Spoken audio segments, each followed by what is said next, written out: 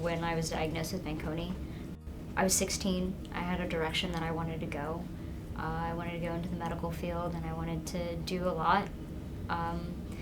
And when I found out that my whole life would be at the hospital, I decided that that wasn't what I wanted to do anymore. Told us the average life expectancy was 22. I was 16. So I told myself, all right, med school is not in that time frame. So let's go forward and do something else. I chased my other passions. I was big passionate about video games, and so I became a store leader, and I started to run my store and invest in people, and that was my way of helping and giving.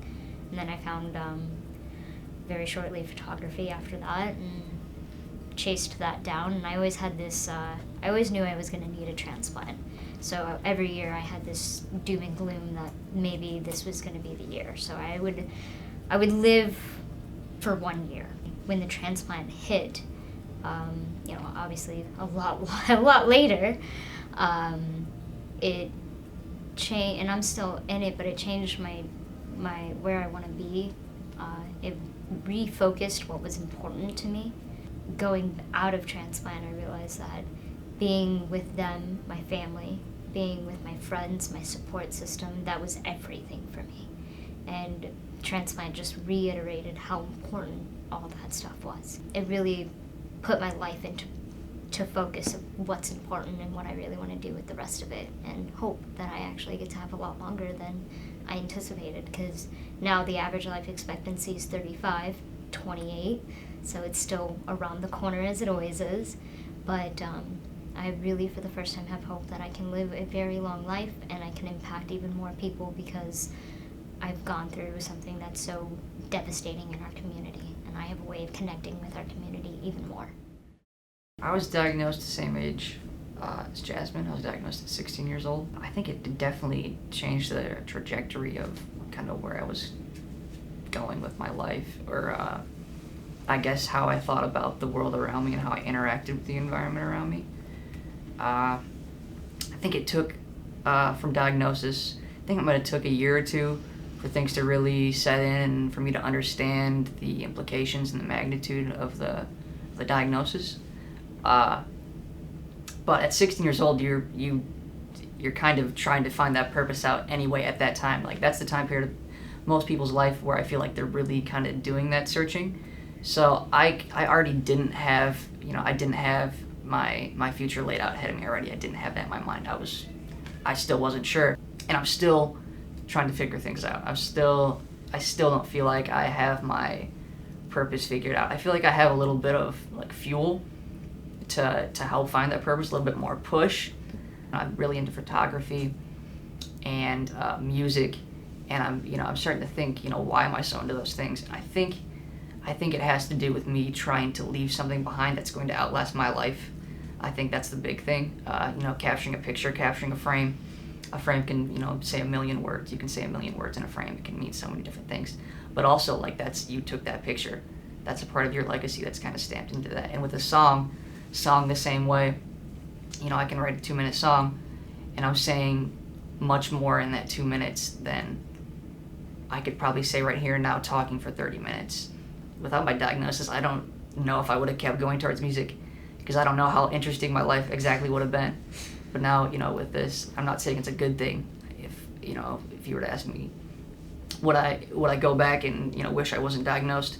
I think it's a really complex question, because so much of my identity now is attached to this disease that I don't really know how I would be as a person without this diagnosis. I'm 26 years old. I had my transplant in 2010, so it's been over 9 years since I had my transplant. I graduated from high school on Tuesday. Saturday, I moved to Minnesota for my transplant. So it was like, I had no time to what normal people would be doing is enjoying the summer before they go off to college.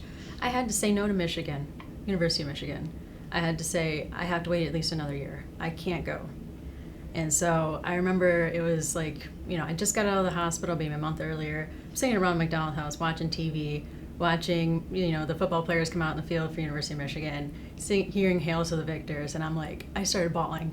I'm bald, I'm taking a bunch of medications, I feel nauseous every day, I should be a student in that student section, and that was so hard.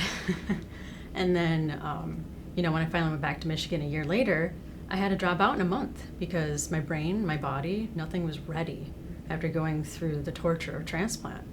And so then I had to claw my way back into my life, taking one class at a time at like a local community college, one class, when I had been a really good student in high school. And that was devastating to me. But eventually I did get back to Michigan, and I got my degree in 2017 in biomedical engineering, a lot because of what I'd gone through. Originally, like when I was young, I think it was in my junior year, I was going to go to art school. I was dead set on that. But after going through everything that I went through with transplant, it was kind of like, there's a need here for somebody to understand that patient side and bring it to researchers and the other engineers to make medical care so much better, because you need to humanize it. I think in the Fanconi Anemia world, or FA, it takes from you all the time. Whether it's taking something you could do, now you can't. Your health takes from you, takes your friends from you.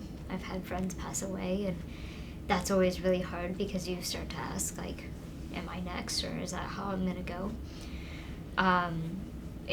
It takes time, a lot of time from you, and that's hard.